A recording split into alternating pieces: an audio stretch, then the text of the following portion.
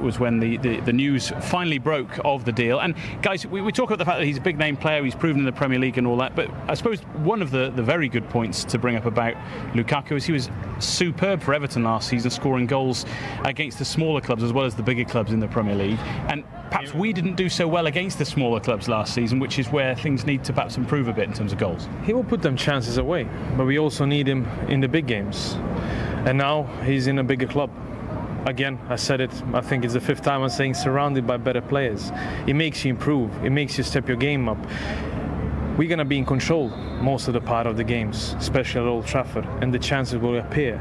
For me, it's a great signing. We don't need to protect him. We don't need to send a protective fee.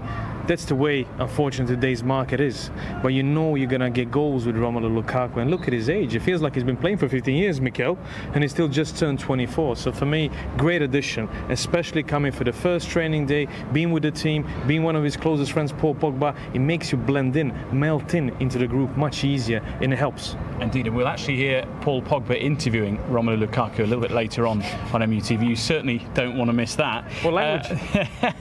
But well, in English, but they have their own language, don't they, a little bit as well, which is great. We'll see that in part 3 of this show, so do stay with us for that. We'll concentrate for now on the training that's going on behind us, and obviously talk about the fact that he's only 24. It's a 5-year deal with an option for another year, and I think Bojan's right. It feels like he's been around for a long time in the game. Obviously playing for Chelsea, having I think 15 appearances for Chelsea, on loan at West Brom, plenty of goals for them, tons of goals for Everton, of course. Well, Everton's top Premier League goal scorer.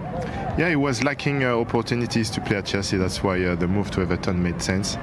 At that time, it was Jose Mourinho who allowed Lukaku to move on, and it was a good choice because he was a starter. He's had a lot of opportunities to play, a lot of game time, and a lot of services. Everton is an attacking team, so he's had chances to shine, and he took them.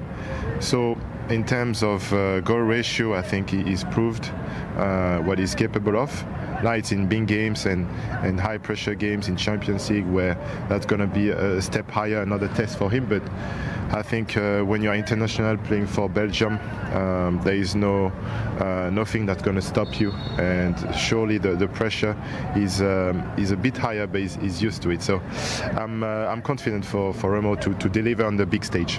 Yeah, and a lot was made when Jose Mourinho sold Juan Mata to Manchester United, and of course then became Manchester United manager, and people said, well, the first player out the door will be Juan Mata because he's already sold him once.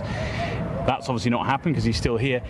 He sold Lukaku at Chelsea. In a way, it's sort of the perfect scenario for Jose, isn't it? As a manager, you see a player, you let him go, but you then have him back when he's a bit older, a bit more experienced, and certainly with Lukaku, a much stronger player now, physically and in terms of goals, than when he left Chelsea. Maybe there was a buyback clause. Yeah, buyback clause as well. But if you're looking at Lukaku's point of view, think about being getting sent away by a manager. See if Mikel was my manager, and then a couple of years later, Mikel takes me back. As a player, I will grow. It means that I've actually put all that behind me. I've proven myself to him that I'm good enough to play for a big club that's challenging, both in the Champions League and the Premier League. So it's a great boost of confidence, even if he scored them goals. And he scored 25 in 37 appearances last season. Yes, the goals, some of them were the 3-0, 4-0 or 5-0 goals, but I don't agree with some English pundits. I'm reading papers, I'm listening to them. Yeah, but can he do it in the big games? He will do it here because Manchester United are bigger than Everton. They are bigger than West Brom, and just his presence makes me uncomfortable. As a centre-half to play Lukaku, that he doesn't have to score, but you always have to keep your eye on him. It means that it opens up for other players to improve even more, and he will give you them runs that you need, and if you improve like Martial, Rashford, Mkhitaryan, and of course Pogba, is going to hopefully play a little bit closer to him during the season.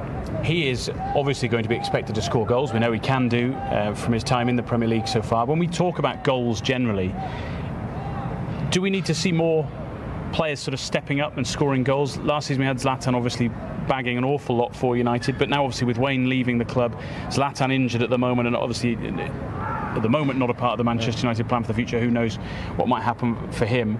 We look at the numbers of goals. Rashford 11 last season, Mkhitaryan 11, stepping up, Mata with 10. Do we need to see more in double figures? Yeah, ideally you would like to see the goals spread out.